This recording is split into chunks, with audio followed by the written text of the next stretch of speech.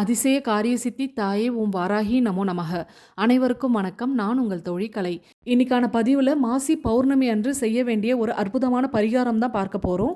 பௌர்ணமி அப்படின்னாலே முழுமை பெறுதல் அப்படின்னு அர்த்தம். பௌர்ணமி அன்று செய்யக்கூடிய எந்த ஒரு வேலைகளும் நமக்கு வெற்றியை ஏற்படுத்தி கொடுக்கும். அந்த வகையில் ரொம்பவே சிறப்பு வாய்ந்த இந்த மாசி பௌர்ணமி நாளன்று என்ன வேண்டி இந்த பரிகாரம் செய்கிறோமோ அந்த விஷயம் அடுத்த பௌர்ணமி வருவதற்குள்ளேயே நிச்சயம் நிறைவேறும். உங்க வாழ்க்கையில தடைப்பட்டு இருக்க எல்லா காரியங்களுக்குமே நீங்க இந்த பரிகாரத்தை முயற்சி செய்யலாம். ஏற்கனவே நம்ம பதிவில் மாசி மகம் புனித நீர் ஆடுவதை பற்றின பதிவை போட்டிருப்பேன். இன்னும் அந்த வீடியோ நீங்கள் பார்க்கல அப்படின்னா வீடியோவை நான் என்கார்டில் கொடுக்குறேன், செக் பண்ணி பாருங்கள். இந்த புனித நீர் ஆடுவதனால நம்மளுடைய 7 ஜென்ம பாவங்கள் தீரும். 9 நதிகளுடைய அருள் ஆசியையும் பெற சனிக்கிழமை அன்று எப்படி புனித நீர் ஆடணும் அதை பற்றியும் நான் அந்த பதிவிலேயே சொல்லியிருப்பேன். பதிவை முழுமையாக பார்த்து புனித நீர் ஆடுவதை மேற்கொள்ளுங்க. இந்த அற்புத நாளை தவற விட்டுறாதீங்க. இப்போ இன்னைக்கான பதிவுக்குள்ளே நம்ம போயிடலாம். பதிவுக்குள்ளே போகிறதுக்கு முன்னாடி நம்ம சப்ஸ்கிரைபரான தோழி அவங்க வீட்டில் வாராகி அன்னைக்கு ஏற்றின தீபத்தில் அன்னை அவங்க முகத்தை காட்டியிருக்கிறத வீடியோவாக பதிவு பண்ணி நம்ம கூட ஷேர் பண்ணியிருந்தாங்க. இந்த தீபச்சுடரில் அன்னையினுடைய முகம் ரொம்ப தத்ரூபமாக தெரியுது. ஒரு பக்கம் மட்டும் அன்னை அவங்க முகத்தை காட்டி கொடுத்துருக்காங்க. உங்களுக்கும் இந்த தீபச்சுடரில் தெரியறது அன்னையினுடைய முகம்தான் அப்படின்னு தோணுச்சுன்னா ஒரு லைக் பண்ணிடுங்க. சரி, வாங்க இன்னைக்கான பதிவுக்குள்ளே போயிடலாம். முந்தின பதிவிலேயே பௌர்ணமி தொடங்கக்கூடிய நேரத்தை சொல்லியிருப்பேன். இப்போ இந்த பரிகாரத்துக்கான பதிவுலையும் நான் சொல்கிறேன். வெள்ளிக்கிழமை மாலை 4:23 சனிக்கிழமை மாலை 6:18 வரை பௌர்ணமி திதி இருக்குது. வெள்ளிக்கிழமை மாலையே பௌர்ணமி தொடங்கிடுது. அதனால் இந்த பரிகாரம் நாம் வெள்ளிக்கிழமை இரவு செய்யணும். வெள்ளிக்கிழமை இரவு 8 மணிக்கு இந்த பரிகாரம் செய்ய தொடங்குங்க. ஒரு கண்ணாடி பாட்டில் எடுத்துக்கணும். கண்டிப்பாக அந்த பாட்டிலுக்கு மூடி இருக்கிற மாதிரி பார்த்துக்கோங்க. மூடி எந்த நேரத்தில் வேணாலும் இருக்கலாம். வீட்டில் இருக்கிறதையும் நீங்கள் பயன்படுத்தினா போதும். புதுசாக வாங்கி தான் பயன்படுத்தணும் அப்படின்னு இல்லை. பழைய கிசான் பாட்டில், டேட் சிரப் பாட்டில், இந்த மாதிரி காலியான பாட்டில்கள் இருந்துச்சுன்னா மூடியோடு எடுத்துக்கோங்க.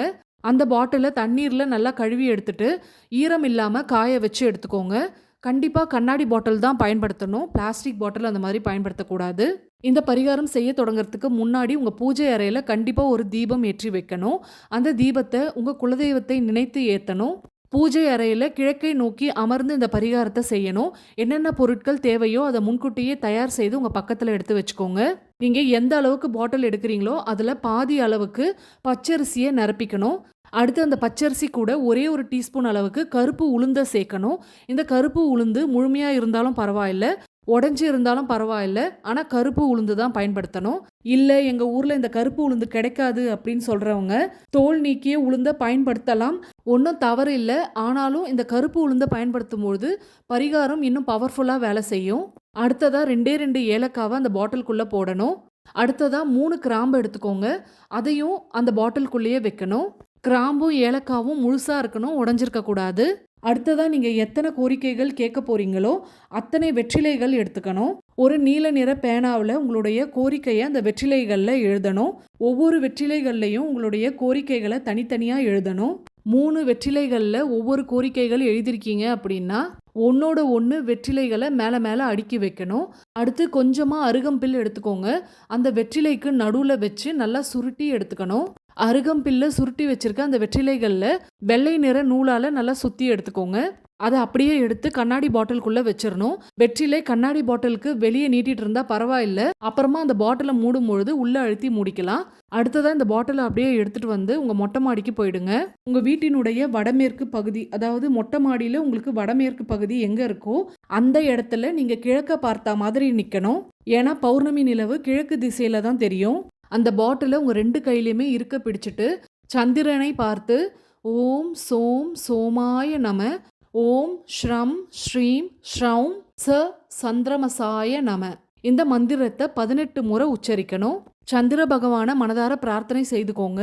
அந்த பாட்டிலை அந்த இடத்துலயே வச்சுட்டு நீங்கள் உங்கள் வீட்டுக்குள்ளே போயிடுங்க. மறுநாள் காலையில் அந்த பாட்டிலை எடுத்து மூடி போட்டு மூடி நீங்கள் தூங்கக்கூடிய பெட்ரூமில் நீங்கள் படுக்கக்கூடிய இடத்துக்கு பக்கத்தில் வச்சிடணும். தினமும் நீங்கள் தூங்கி எழுந்த உடனே அந்த பாட்டிலை பார்த்துட்டு எழுந்துக்கிற மாதிரி இருக்கணும். அந்த சமயத்தில் நீங்கள் எழுதியிருக்கக்கூடிய கோரிக்கைகள் அத்தனையும் நிறைவேறிடும் அப்படின்னு முழுமையாக நம்பி நீங்கள் அந்த நாளை தொடங்கணும். கண்டிப்பாக அடுத்த பௌர்ணமி வருவதற்குள்ளேயே நீங்கள் எழுதியிருக்கக்கூடிய அத்தனை கோரிக்கைகளும் நிச்சயம் நிறைவேறும். அடுத்த பௌர்ணமிக்கு அதில் இருக்கக்கூடிய பொருட்கள் அத்தனையும் எடுத்துருங்க. பச்சரிசியும் உளுத்தம்பருப்பையும் தண்ணீரில் ஊற வச்சு அதை நல்லா அரைச்சி பசுமாட்டிற்கு உணவாக கொடுத்துருங்க. சுருட்டி வச்சிருக்க வெற்றிலைய ஓடுற தண்ணீர்ல போட்டுறலாம். அப்படி இல்லைனாலும் கால்படாத இடத்துல போட்டுருங்க. கிராம்பையும் ஏலக்காவையும் நீங்க மறுமுறை பரிகாரம் செய்யும் பொழுது பயன்படுத்திக்கலாம். வெற்றிலைகள்ல அடுத்து எந்தெந்த விஷயங்கள் நடக்கணும் அப்படின்னு நினைக்கிறீங்களோ அதெல்லாம் எழுதி நீங்க பரிகாரத்தை மேற்கொள்ளலாம். ஒரு முறை செய்தாலே அற்புதமான பலனை தரக்கூடிய பரிகாரம் இது. நிறைய பேருக்கு இந்த பரிகாரம் செய்து 2-3 நாள்லயே நல்ல ரிசல்ட் கொடுத்துருக்கு. அதனால எந்த ஒரு பரிகாரம் செய்யறதா இருந்தாலும் முழு நம்பிக்கையோட செய்யுங்க. இதெல்லாம் எங்கிருந்து நடக்க போகுது அப்படின்னு நம்பிக்கை இல்லாம செய்தா சீக்கிரம் நடக்கக்கூடிய வேலைகள் காலம் தாழ்த்தும். எந்த ஒரு பரிகாரத்துக்கும் நாம செலவு பண்ணி செய்யறது கிடையாது. அதனால இதை ஏன் செய்யணும் அப்படின்னு இல்லாம முயற்சி செய்து தான் பார்க்கலாமே அப்படின்னு எண்ணி செய்யுங்க. எல்லாருக்கும் எல்லா பரிகாரமும் கை கொடுத்துறாது. ஒவ்வொருவருக்கு ஒவ்வொரு பரிகாரம் உடனே வேலை செய்யும். சிலருக்கு காலம் தாழ்த்தும். ஆனா கண்டிப்பா அந்த பரிகாரம் அவங்களுக்கு வேலை செய்யும். அதனாலதான் எந்த ஒரு பரிகாரத்தையும் முழு நம்பிக்கையோட செய்யுங்க அப்படின்னு நான் சொல்றது. இந்த மாசி பௌர்ணமிக்கான பரிகாரம் உங்களுக்கு பயனுள்ளதாக இருந்திருக்கும் அப்படின்னு நம்புறேன். பயனுள்ளதாக இருந்திருந்தா ஒரு லைக் பண்ணிட்டு அப்படியே உங்க ஃப்ரெண்ட்ஸ் அண்ட் ஃபேமிலிக்கும் ஷேர் பண்ணி விடுங்க. மறக்காம சப்ஸ்கிரைப் பண்ணிட்டு பக்கத்தில் இருக்க பெல் சிம்பிளை கிளிக் பண்ணிட்டு அதில் ஆல்னு கொடுங்க. மீண்டும் அடுத்த பதிவில் சந்திப்போம். அதுவரை நன்றி, வணக்கம்.